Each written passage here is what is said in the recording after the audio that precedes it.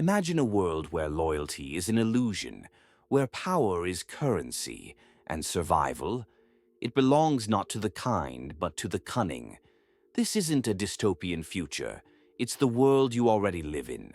And 500 years ago, one man dared to say it out loud. Niccolò Machiavelli, diplomat, strategist, outsider.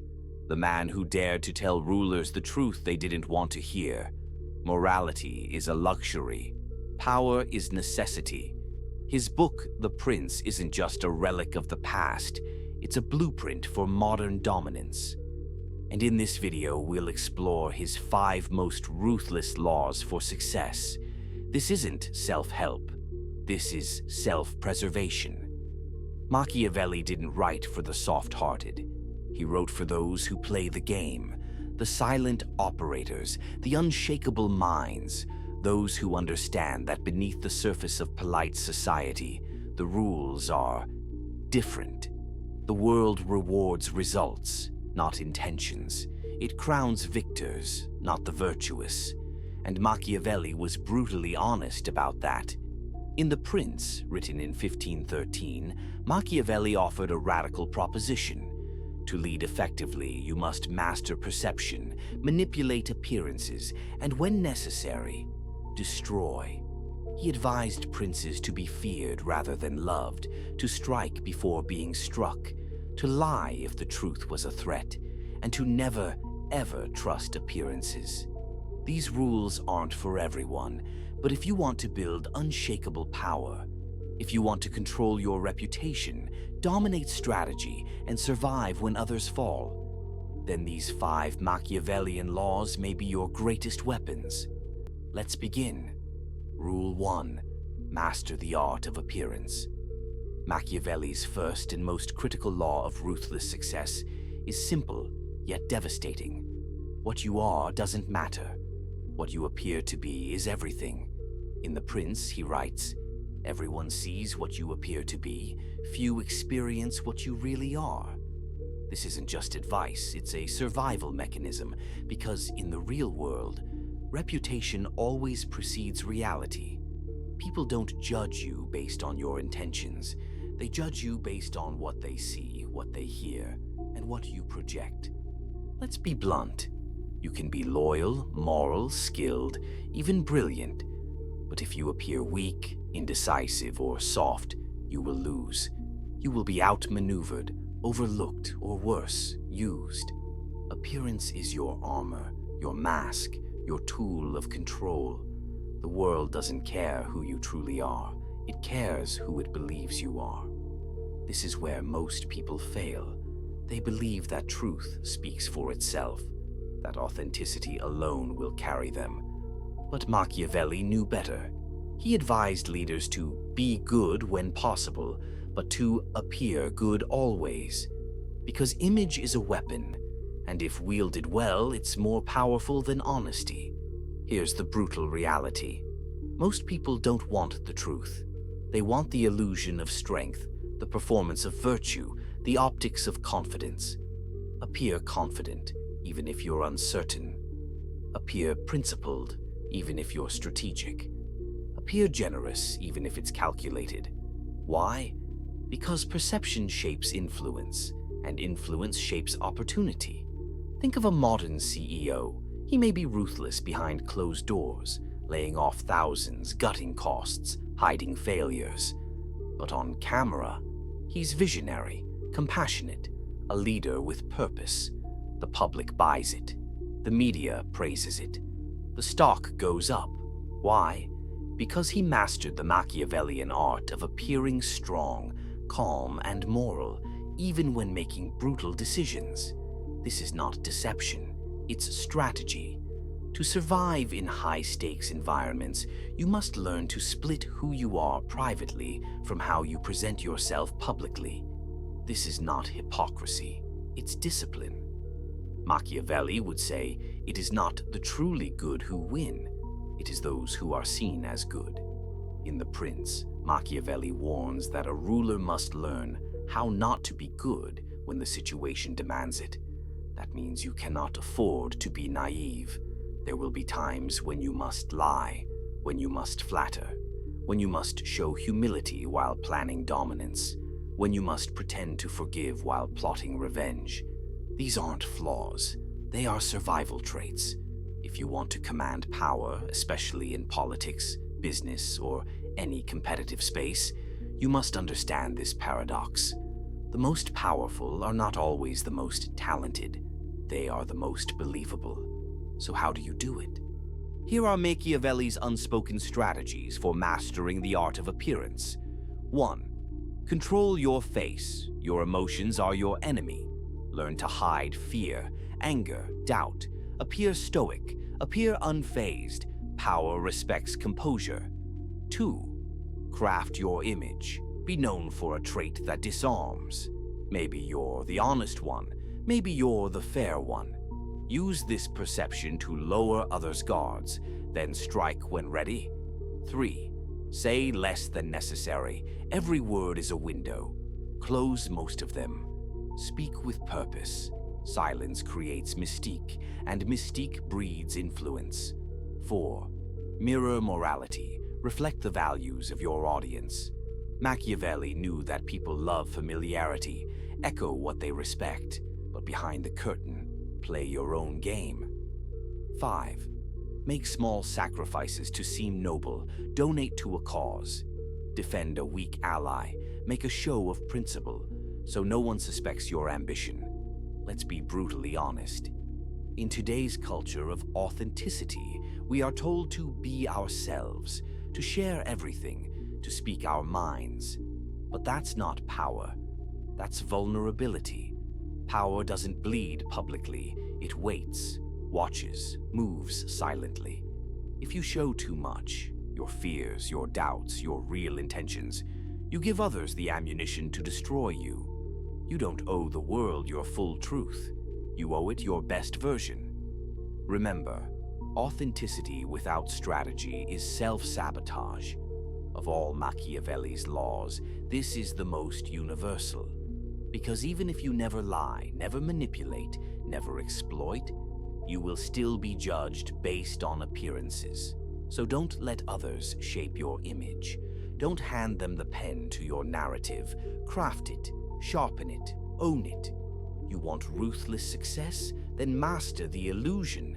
Make them believe you're exactly what they need you to be, while underneath, you become what they never saw coming. This is not weakness. This is warfare. In the game of power, perception is the weapon, your reputation is the battlefield, and you are the strategist. Rule 2. Use fear over love, but never be hated. What makes people obey you? What makes them loyal? What keeps them from betraying you the second you turn your back?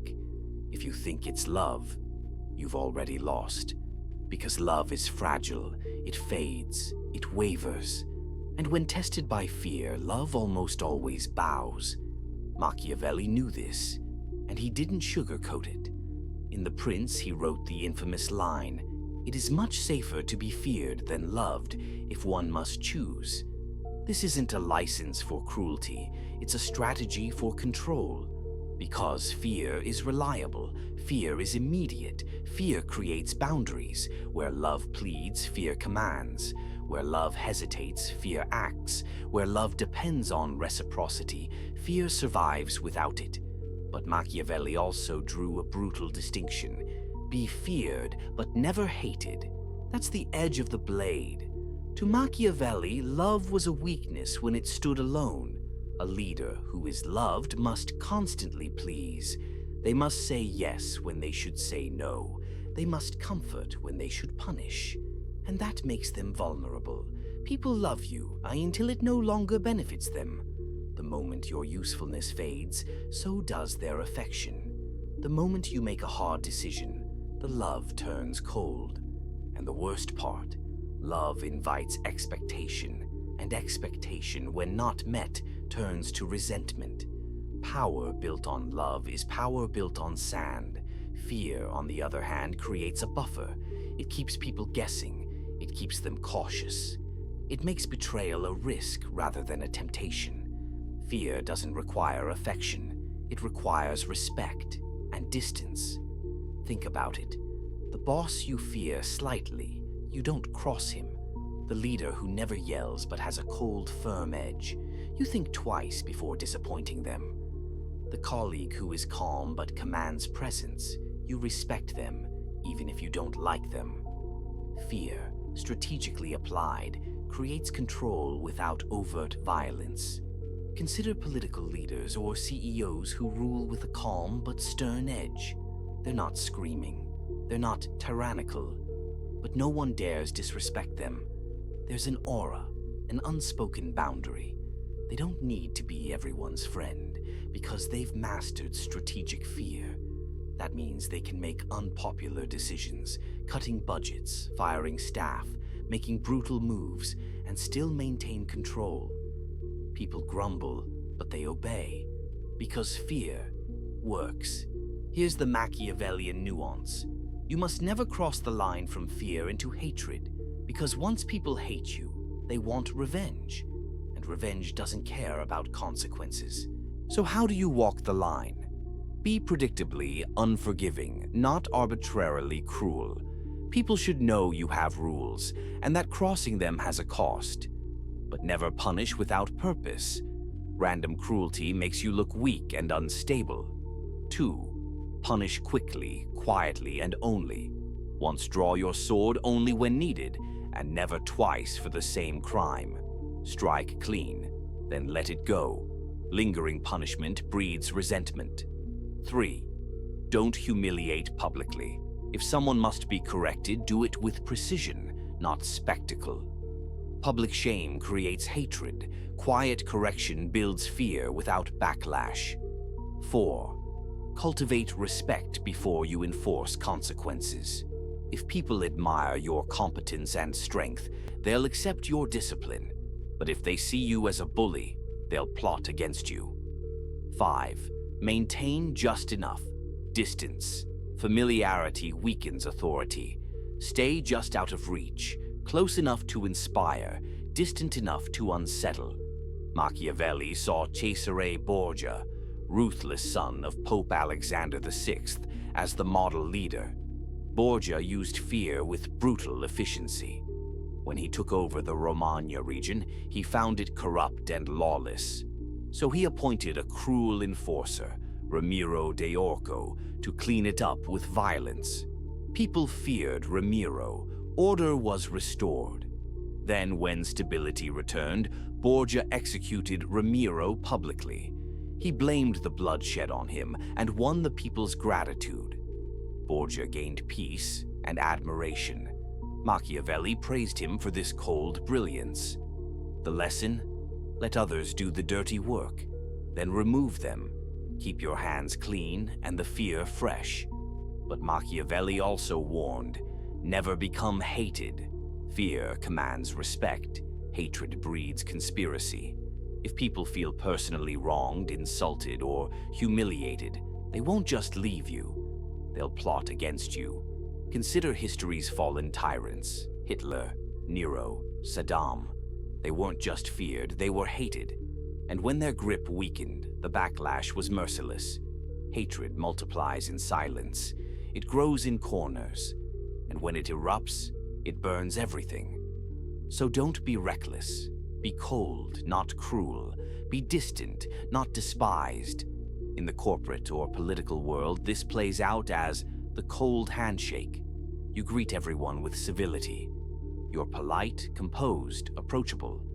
But they know, if they cross you, it's over. They've seen you act once. That's enough. This kind of fear isn't loud. It's psychological. And it works because it's earned, not forced. You don't need to roar. You just need them to believe you could. At its core, Rule 2 is about anchoring your power with something stronger than popularity. Respect rooted in consequence. Love is wonderful, until it's not. But fear sharpens memory. It makes people hesitate. It makes them follow. And if wielded carefully, it does so without breeding hate. Machiavelli's genius wasn't in celebrating cruelty.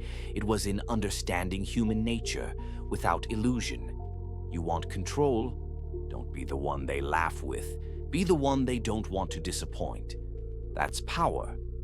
Rule 3. Never rely on loyalty. Engineer dependence. Let's destroy a common illusion. Loyalty. The idea that people will stand by you out of gratitude, that they'll repay your kindness with devotion, that they'll remain loyal when tested, is a dangerous lie. Machiavelli didn't just doubt loyalty, he dismantled it. In The Prince, he warns that loyalty based on goodwill is unreliable, temporary, and often fake.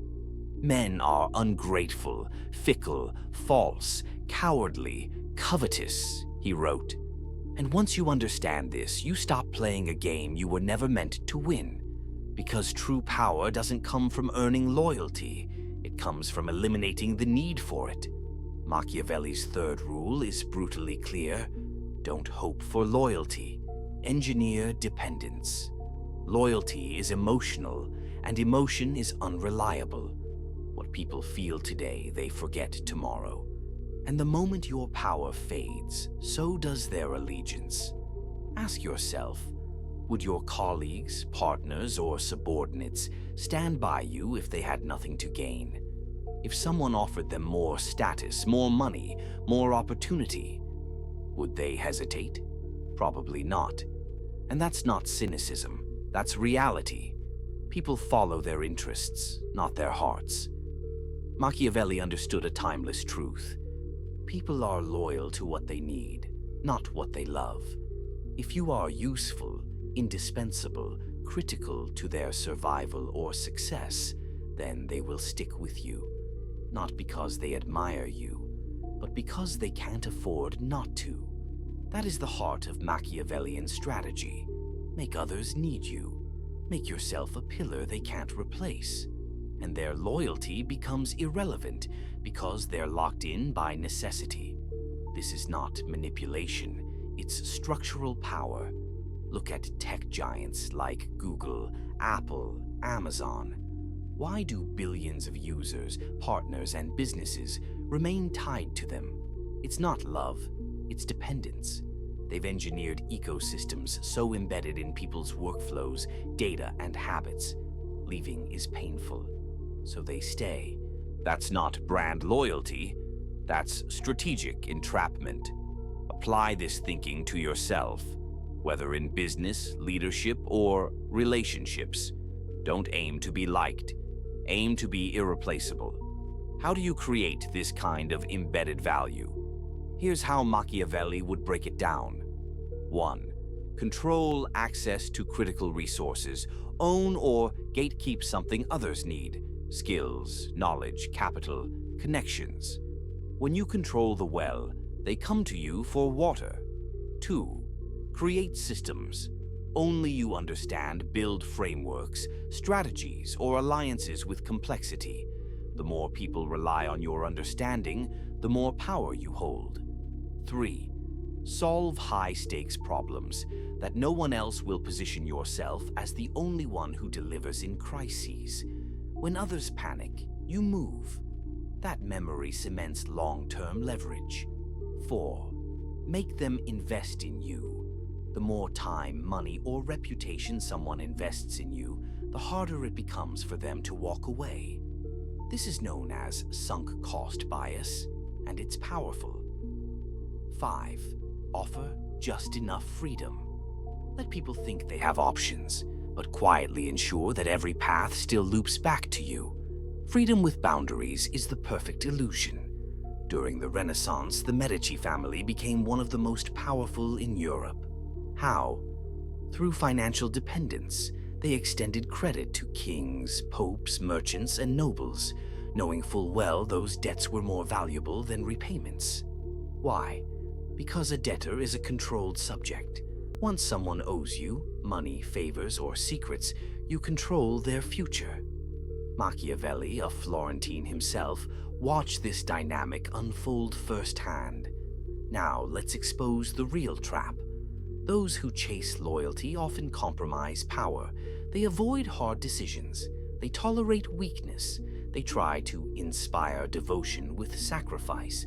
But every time you give without leverage, You hand someone the option to leave. Dependence removes that option. You want to be free? Make others depend on you. You want control?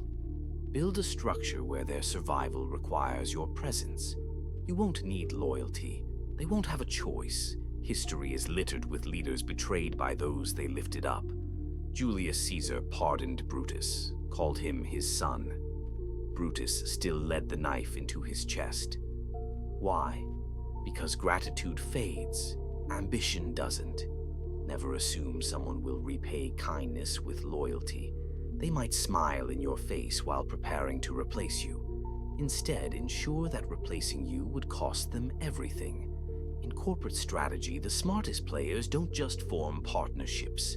They build anchors, shared infrastructure, interlocking IP rights, revenue-sharing models, exclusive access agreements. Each of these makes it more painful for the other party to walk away than to stay. That's engineered dependence. Use this principle in your world, in business, in leadership, even in influence. Machiavelli didn't ask you to become paranoid. He asked you to become unshakable. And that begins by recognizing this. Loyalty is temporary. Dependency is structural. Don't beg for allegiance. Design it. Build your presence into the foundation of others' success. Make your absence feel like collapse, and betrayal becomes suicide. This isn't cruelty, it's stability. And in Machiavelli's world, that is the ultimate kindness. Rule 4. Strike first. Strike decisively. Mercy is a calculation. There's a fatal error made by those who wish to rise without making enemies. They wait. They hesitate. They choose peace when war is already at their doorstep. Machiavelli knew that when threats appear, kindness is a delay tactic, and delay is death. Injuries must be inflicted all at once, he wrote. Benefits should be handed out slowly. This wasn't cruelty, it was control. Mercy, he believed, is a tactic, not a virtue. You show it only when it strengthens your position. Otherwise, you strike, fast, clean, and without hesitation. Because if you don't move first, someone else will, and they won't be so merciful. The modern world praises diplomacy, compromise, and waiting for the right time. But Machiavelli saw hesitation for what it truly is, a mask for weakness.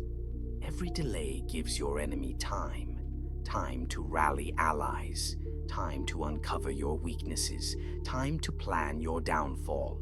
When you know a threat exists and you fail to move, you don't deserve to survive it. The first strike isn't just physical, it's psychological. It sends a message. I'm not afraid. I don't wait. And I don't miss. Whether in politics, war, or business, those who strike first define the rules. Everyone else reacts, scrambles, apologizes. Machiavelli's rule here is brutal but effective. If someone is rising against you, cut them down before they finish standing. This isn't paranoia, it's preemption. It's understanding that in power games, offense is defense. Think about a CEO who discovers internal dissent, a rising rival threatening their control. A weak leader calls a meeting, tries to mend relationships. A Machiavellian one calls legal, prepares HR, and removes the threat before it blooms. It's not about kindness, it's about control. And in the real world, the one who acts first is the one who sets the terms.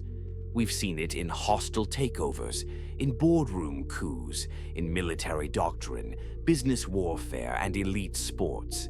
The law of first action still reigns. If you strike too softly, you embolden the enemy. If you strike too slowly, you invite betrayal. If you strike too emotionally, you lose control. So how does Machiavellian strategy demand you strike? 1. Do it once, and do it completely. Don't wound your enemy. Kill the threat. If they survive, they'll recover, evolve, and come for revenge. 2. Keep the reason hidden or justified. Never let others see you as arbitrary. Even your most brutal moves should appear necessary or defensive. Use public narrative to cloak your private ambition. 3. Exploit timing strike when they are weakest. When allies are gone, when morale is low, when they're distracted. Timing isn't politeness, it's precision. 4th, let the message echo, make it known, quietly or loudly, that this was a lesson. Others will think twice before challenging you again. 5. Withdraw after the blow. Once the strike is complete, be silent. Do not gloat. Do not explain. Let your silence unsettle. Let your decisiveness linger. In The Prince, Machiavelli dedicated his book to Lorenzo de' Medici, ruler of Florence. His clearest advice: if you take power in a new territory, destroy the old ruling family completely. Why? Because leaving any survivors creates the seed of rebellion. A widow, a son, a cousin, they become symbols of resistance. The lesson? If you must dismantle a power structure, do it fully. Partial destruction leads to delayed revenge. But Machiavelli didn't ignore mercy. He redefined it. Mercy is valuable only when it strengthens your reputation, secures allies, or prevents unnecessary rebellion. If mercy is seen as a sign of weakness, it invites more defiance. If it's seen as magnanimity after overwhelming victory, it breeds loyalty. Use mercy like perfume, rarely, strategically, in controlled doses. A ruler who is always merciful will be abused. A ruler who is never merciful will be feared, but isolated.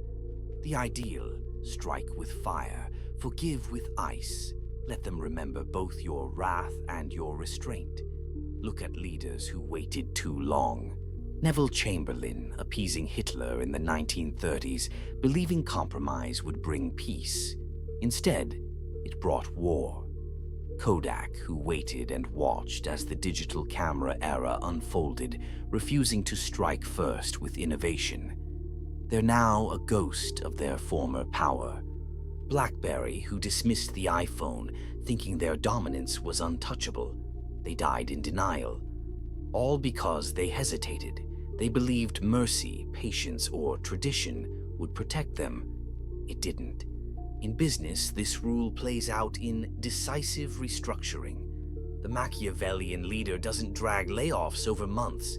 They do it all at once, early in the transition. Why? Because pain that's quick is forgettable. Pain that's drawn out becomes resentment. And once the organization is clean, they start slowly handing out benefits, new titles, raises, praise. Exactly as Machiavelli advised, injuries must be dealt all at once so the blow is felt and forgotten. Benefits should be spaced so each is appreciated. Here's the final truth. Violence is not always physical. It can be political, psychological, strategic. And in the world of power, it is often necessary. Those who rise do so because they make hard decisions when others freeze. Machiavelli's fourth law is not about cruelty, it's about decisiveness. It's about sending a message. I don't tolerate threats. I don't wait for betrayal. I remove it. If you're aiming to build real, lasting dominance, you must be willing to strike when others blink, and strike in a way that no one forgets. Because in the end, the feared survive, the hesitant disappear. Rule 5. Control the narrative. History favors the manipulator. What do you think matters most? What you did, or what people believe you did? If you've followed Machiavelli this far, you already know the answer. Power doesn't lie in actions alone. It lies in the story told about them. The final rule of ruthless success is perhaps the most subtle and the most devastating. Control the narrative. Because history doesn't remember the facts. It remembers the version that wins. You can be brilliant, brave, and effective. But if you let others define your image, you become a villain in your own success story. Machiavelli understood that rulers aren't just strategists or generals, they're storytellers. They shape myths around their actions. They justify betrayal as necessity. They sell cruelty as justice. They package ambition as destiny. It doesn't matter if your move was ruthless. If the world believes it was necessary, you win. Because perception, once again, becomes truth. Men in general judge more by the eye than by the hand. Everyone sees what you appear to be. Few experience what you really are. This line echoes from Rule 1. But here it goes deeper. Not only must you appear wise, you must also write the script others follow. He who frames the past controls the future. Today, narrative control is more powerful than ever. CEOs hire PR firms. Politicians pay consultants to shape the optics. Influencers edit their image down to the pixel. Why? Because attention is currency, and narrative is the banking system behind it.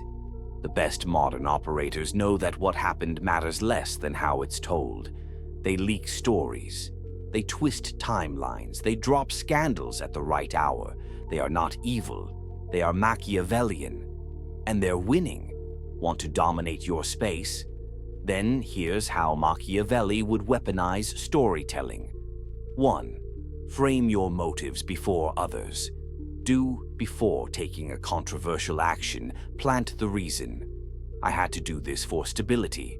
We needed to change direction. Control the explanation. Own the aftermath. 2. Use scapegoats strategically. When a purge is necessary, blame it on a subordinate. Like Cesare Borgia did with Ramiro de Orco, reward order, then punish the one who created fear. You keep power, they take the blame. 3. Exploit public memory. People forget fast. Take bold action, let the outrage pass, then shift the spotlight. Within weeks, you're not the villain, you're decisive. 4th, seed future justifications. Today, hint at threats. Drop half-truths, so when you make a move tomorrow, people expect it. He warned us. He had no choice. 5. Elevate symbols over facts. People believe in narratives more than logic. Become a symbol of order, strength, vision. Wrap your moves in meaning. Make them about something bigger than yourself. Consider one of Machiavelli's favorite figures, Octavian, later known as Augustus, first emperor of Rome. After Caesar's assassination, Rome plunged into chaos. Octavian fought civil wars, executed rivals, and seized power with blood. But what did history remember? Not the cruelty. Because Octavian crafted the narrative, he was the restorer of peace, the chosen heir, the father of the nation. He hired poets like Virgil to mythologize him. He built statues, renamed months, rewrote Rome's memory. Today we call him Augustus, not Butcher. That's the power of the narrative. Here's where most people fail. They believe silence is strength, that if they just focus on the work, truth will speak for itself. But Machiavelli would laugh at this. Silence isn't neutral, it's surrender. If you don't tell your story, someone else will, and they'll weaponize it against you. In leadership, relationships, reputation, and power, you must own your version of reality, even if it's only partially true. Even if it offends the naive, the world doesn't reward truth. It rewards narrative dominance. Think of powerful figures who fell not because of what they did, but because they let others define them. Richard Nixon lost control of the Watergate narrative, brilliance buried under scandal. Theranos Elizabeth Holmes crafted a myth, but the lies were too large to control. Prince Andrew tried silence. The media wrote his story for him. They didn't lose only because of their actions. They lost because they lost the narrative. This applies to you, too.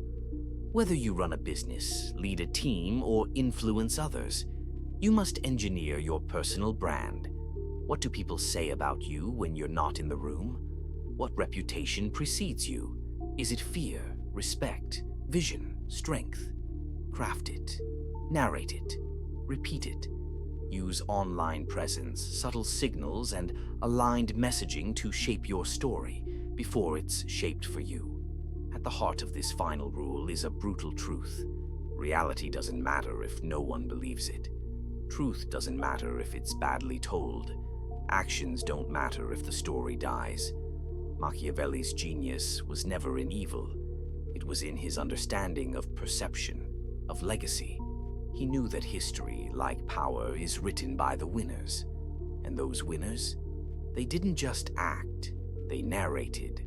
So if you want ruthless success, don't just build empires, build the myths that preserve them. Because in the end, he who tells the story owns the throne. These were Machiavelli's 5 rules of ruthless success. 1. Master the art of appearance. Perception is power, truth is optional. 2. Use fear over love, but never be hated. Respect is born from consequence. 3. Never rely on loyalty. Engineer dependence. Gratitude fades. Necessity doesn't. 4. Strike first. Strike decisively. Mercy is a calculation. Hesitation is suicide. 5. Control the narrative. History favors the manipulator. If you don't write your story, someone else will. Machiavelli didn't give us a roadmap to kindness. He gave us a survival guide for power. And whether you apply it in business, politics, or personal ambition, his rules remain as sharp, relevant, and cold as the world he saw. So the question is no longer, is this fair? The question is, do you want to win? Because in the game of power, only those who understand the rules are allowed to rewrite them.